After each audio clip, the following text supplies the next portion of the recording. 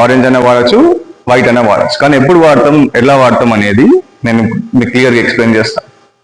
Okay, so hello guys, welcome back to my channel.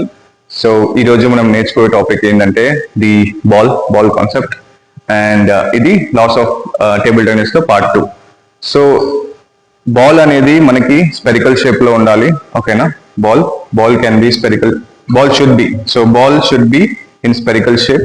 Ball diameter వచ్చేసి దీని diameter వచ్చేసి మనకి 40 mm. ఓకేనా, బాల్ డయామీటర్ వచ్చేసి మనకి 40 mm అయి ఉండాలి. Okay, 40 mm. And then ball weight వచ్చేసి 2.7 grams.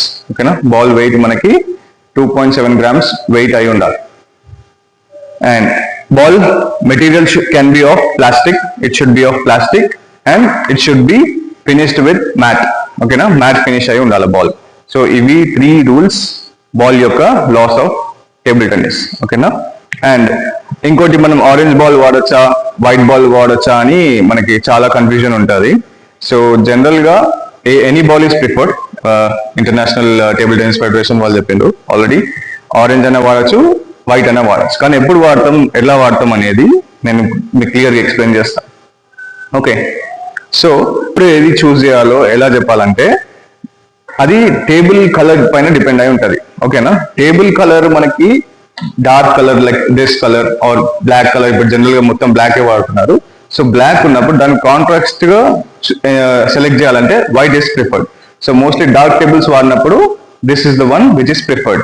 అప్పుడు మీకు మంచిగా కనిపిస్తుంది బాల్. ఓకేనా, white is preferred. And light colours tables అవి వాడినప్పుడు మనకి కాంట్రాస్ట్ గా ఆరెంజ్ కలర్ వాడతాం. అండ్ ఇంకోటి మంచి పాయింట్ ఏంటంటే, బిగినర్స్ కి ఆరెంజ్ బాల్ వాడినప్పుడు నీకు స్పిన్ కనిపిస్తుంది. దీన్ని టాప్ స్పిన్, బ్యాక్ స్పిన్, ఏం స్పిన్ చేస్తున్నప్పుడు ఈ ఆరెంజ్ బాల్ తో ఆడినప్పుడు నీకు కనిపిస్తుంది ఏ స్పిన్ చేస్తున్నారు వాళ్ళు అనేది కూడా. వైట్ బాల్ తో కనిపించదు. సో జనరల్ గా బిగినర్స్ ఎవరైనా ఉంటే వాళ్ళు start with this orange ball, so that you can learn how the ball spins. దానికి తగ్గట్టు నువ్వు రెస్పాన్స్ ఎట్లా అవ్వాలి, రియాక్ట్ ఎట్లా అవ్వాలనేది నీకు అర్థమవుతుంది.